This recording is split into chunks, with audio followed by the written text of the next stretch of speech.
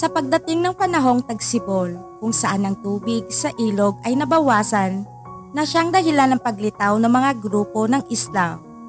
Isang matandang lalaki ang nagtungo doon, kasama ang 16 na taong gulang na dalagita. Ngunit ng panahong ding iyon ay may mga kalabang sundalo ang dumadalaw doon na naaakit sa alindog dito. Hello mga kaboso! Welcome back sa Netflix. Ang pelikula na ating matutunghayan ngayon ay pinamagatang Corn Island na ipinalabas noong 2014.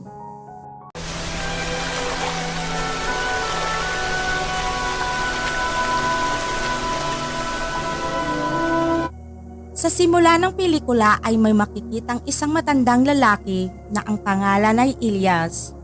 Siya ay naninirahan sa lupain ng Abkhazia. Ang populasyon sa islang ito ay kakaunti. Ito ang dahilan kung bakit kailangang magsikap ang mga residente sa lugar na ito upang mabuhay.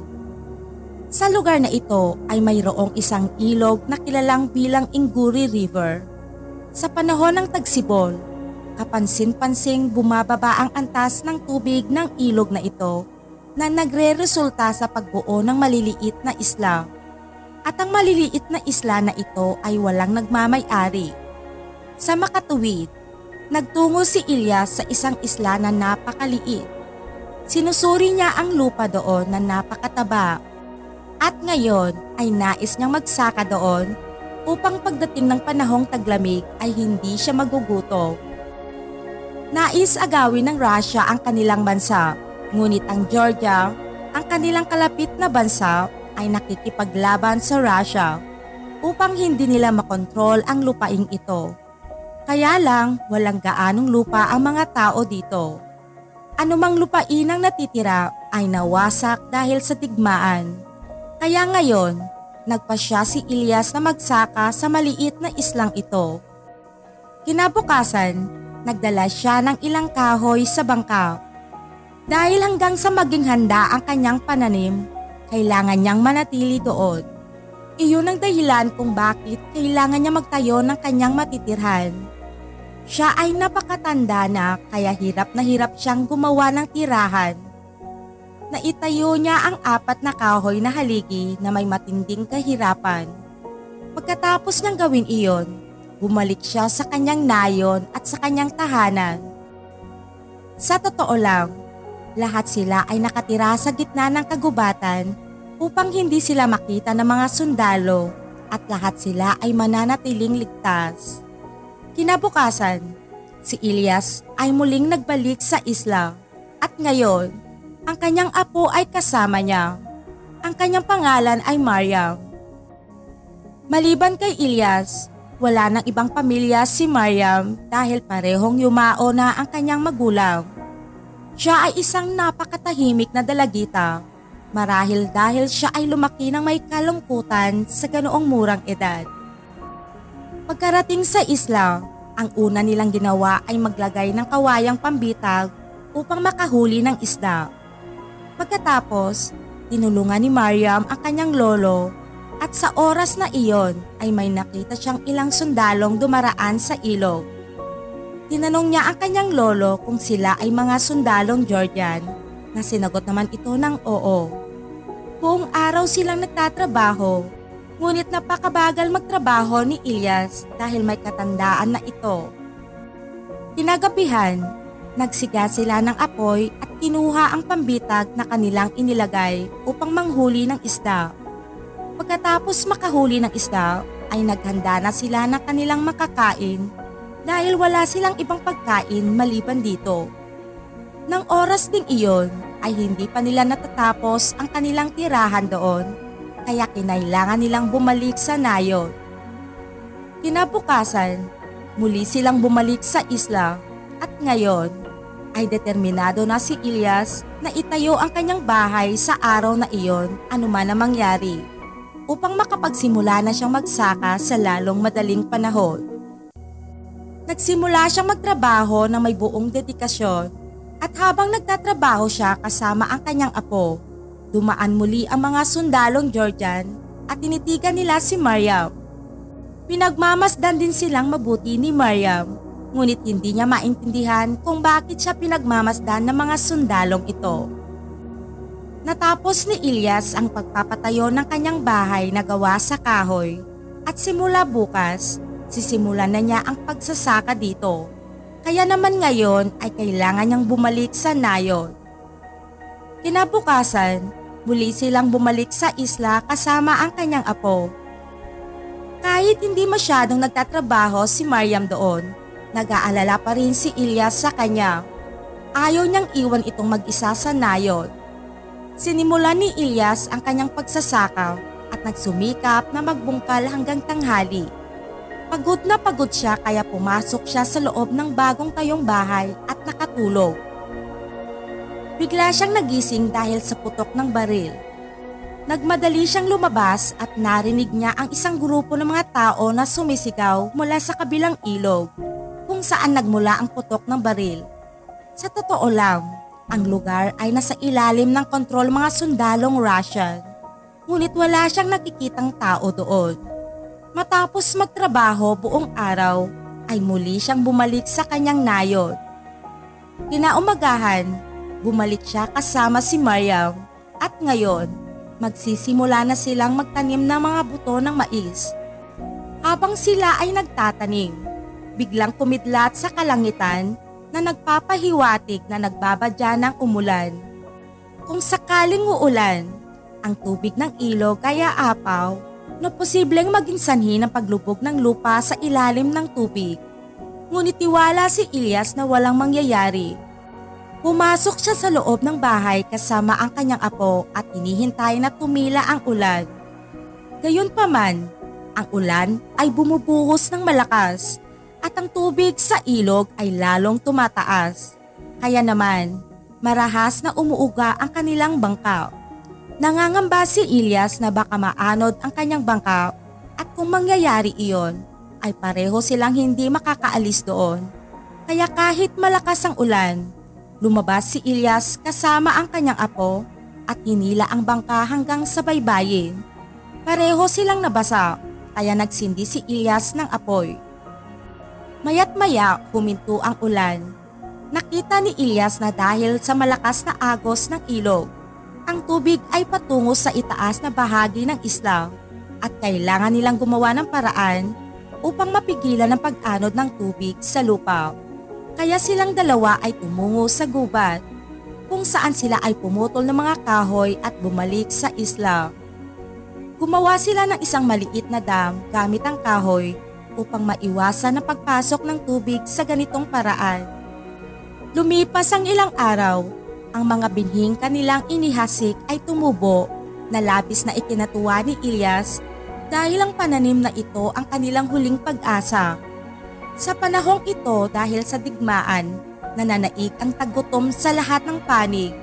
Wala silang makakain dito at sila ay nabubuhay lamang sa isda.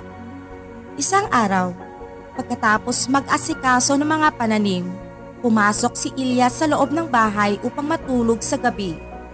May naririnig siyang ingay, ngunit hindi niya ito binigyan ng pansin dahil karaniwan ang gayong mga tunog ay nagmumula sa kabilang panig ng ilog kung saan nakatalaga ang mga sundalong Ruso. Ngunit ngayon, dumating ang dalawang sundalo sa kanyang isla na hinahabol ang isang usa. Pinatay nila ang usa at kinuha ito gamit ang kanilang bangka. Nang magising si Ilyas kinaumagahan, nakita niyang nasira ang isang bahagi ng kanyang mga pananim.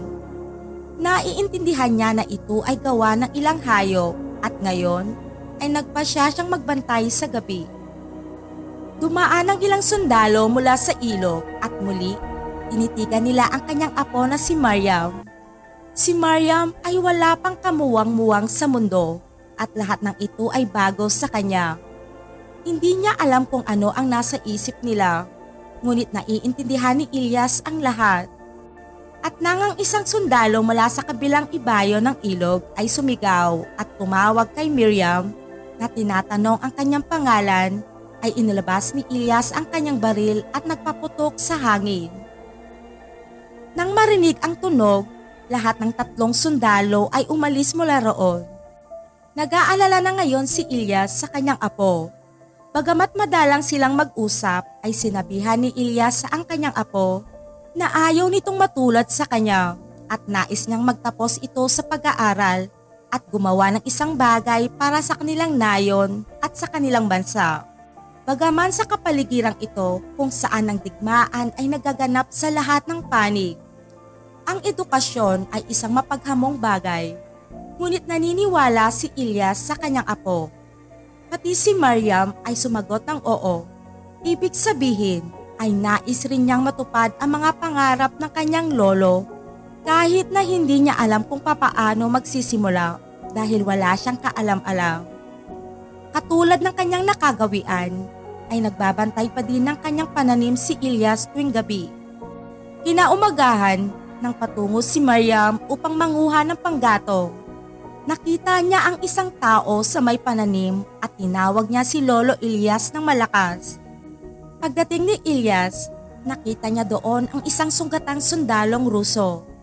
Kung may makakaalam sa mga sundalong Georgian ay maaaring pareho nilang patayin sina Ilyas at Mariam kasama ang sundalong Russian. Sa sandaling iyon, dumating ang isa pang bangka kasama ang mga sundalo mula sa Georgia.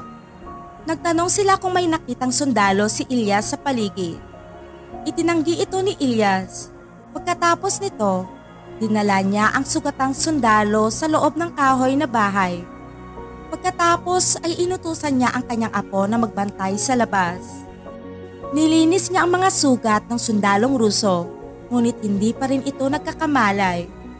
Pagkatapos, pinabalik niya si Mariam sa nayon at inutusan siyang magdala ng pagkain at inumin. Mabilis na inipon ni Mariam ang lahat ng mga kakailanganin at bumalik muli sa isla. Pinabalik niya ulit si Mariam sa kanilang nayon at naghanda naman siya ng sopas para sa sundalo. Araw-araw niyang binabantayan at inaalagaan ang sundalong Ruso. Pagkaraan ng ilang araw, nagkamalay na ang sundalo. At paglabas nito sa bahay na gawa sa kahoy, nakita niya si Ilyas na nagtatrabaho malapit sa kanyang bangka. Mabilis na nilapitan ni Ilyas ang sundalo at sinabihang pumasok sa loob dahil kung makikita sila ng mga sundalong Georgian ay pareho silang papatayin. Pagkatapos ay nagpainit si Ilyas ng tubig para dito. Dumating si Mariam na may dalang mga gamit at sa unang pagkakataon, nakita niya ang sundalo. Mataman din siyang tinitigan ng sundalo na nagbigay ng ngiti sa mukha ni Mariam. At ngayon, sa unang pagkakataon ay makikita ang ngiti sa mga labi ng dalagita. Talagang na-attract siya sa sundalo. Ngunit ang pinakamalaking problema ay pareho silang hindi nagkakaintindihan ng wika ng isa't isa. Isang araw, habang nagpuputol ng kahoy ang sundalo, binuhusan siya ni Mariam ng tubig at tumakbo patungo sa bukid. Sinundan din siya ng sundalong Ruso at pareho silang nagtampisaw sa ilog. Tuwang-tuwa si Mariam, ngunit nakita siya ng kanyang lolo na ikinagalit nito. Pinagalitan ni Ilyas si Mariam at pinaalis sa isla. Kinaumagahan, habang nakaupo ang sundalong Ruso, narinig niya ang tunog ng isang bangka. Naiintindihan niya na ang mga sundalong Georgian ay paparating, kaya mabilis siyang tumalon sa tubig at itinago ang kanyang sarili. Pagkatapos ay nilapitan ng mga sundalong Georgian si Ilyas, na labis na nagpakaba sa matanda at napansin ng mga sundalo ang kanyang pagkabalisa. Tinanong nila siya kung bakit tila nataranta ito nang makita sila. Nasinagot naman niya na akala niya ay mga sundalong Ruso sila. Kasunod nito, sinabi ng commander na sila ay nauuhaw at humingi ng tubig. Nang pumasok si Ilyas sa loob upang kumuha ng maiinom, ay sumunod ang mga sundalo sa kanyang likuran. Papalapit sa kanyang kahoy na bahay at tumingin-tingin sa paligid. Sa kanilang isip ay may hinala na sila kay Ilyas. Tinanong ni Ilyas ang commander kung ano ang kanilang hinahanap. Ipinaliwanag ng komandante na isang sundalong Ruso ang tumakas mula sa kanilang lugar at hinahanap nila ito. Tiniyak nito kay Ilyas na kapag nahanap na nila ang sundalong Ruso ay papaslangin nila ito. Pagkatapos ay umalis na sila sa lugar. Lumitaw ang sundalong Ruso mula sa ilog na nanginginig dahil sa sobrang lamig. Nang makita ni Ilyas ang kanyang kalagayan, nagsiga siya ng apoy upang mainitan ito. Ang sundalong Ruso ay labis na natakot. Alam niya na kung sakaling matutuntun siya ng mga sundalong Georgian, ay babarilin nila siya ora mismo. Nang sumunod na araw pagdating ni Ilyas sa kanyang bahay na kahoy, nakita niyang bukas ang pinto at wala sa loob ang sundalong Ruso. Naiintindihan niya na ang sundalo ay tumakas mula roon. Kaya naman, kinabukasan, isinama niya si Mariam upang magtrabaho sa isla. Ngunit nang malaman ni Mariam na umalis na ang sundalong Ruso, sumama ang kanyang pakiramdam. Si Mariam ay nanatiling malungkot. Ang kanyang mga mata ay madalas na puno ng luha. Hindi niya maipaliwanag ang kanyang sarili kung bakit nagkakagusto siya sa sundalo. Dumating ang isa pang bangka kasama ang mga sundalong Ruso na nagtatanong tungkol sa kanilang kasama. Ngunit malinaw na tumanggi si Ilyas na magbigay ng anumang impormasyon at sinabing wala siyang alam. Pagkatapos ay umalis na silang lahat doon. Lumipas ang ilang mga araw, ang mga pananim ay maaari ng anihin. Nagpasya si Ilyas na simula ng pag-aani ng mga araw na iyon. Gayunpaman, nang magsisimula na siya, ay napansin niya na napakabilis ng daloy ng tubig sa ilog na nagiging sanhi ng pagguho ng lupa ng isla. Ilang sandali pa ay umulan ng malakas, dahilan upang unti-unting lumubog ang isla. Nang makita ang lahat ng ito, si Ilyas ay lubang namimighati dahil lahat ng kanyang pinaghirapan ay lumubog na ngayon sa tubig. Dumating din si Mariam upang tulungan ang kanyang lolo. Mabilis niyang pinutol ang mga pananim at inilagay sa kanilang bangka. Nang matapos na ito ay pinaupo ni Ilyas si Mariam sa bangka at pinabalik ang dalagita sa nayon. Pagkatapos ay tinungo niya ang kahoy na bahay upang hawakan dahil ayaw niyang lumubog ito. Hindi siya makapaniwala na lahat ng kanyang pinaghirapan ay lulubog lamang sa tubig. Dahil sa mabilis na pagtaas ng tubig, unti-unting lumubog sa tubig ang kanyang kahoy na bahay at buong pananim. At kasama na din dito si Lolo Ilyas. Siya ay namuhunan ng napakalaking pagsisikap sa kanyang pagtatanim hanggang sa napalago niya ang mga ito at maaari ng anihin. Ngunit marahil, iyon ang kanyang kapalaran. Marami pong salamat sa walang sawang panonood at pakikinig sa aking munting channel mga kaboso. Huwag po natin kakalimutang mag-subscribe sa aking channel, pa-like, comment at share na din.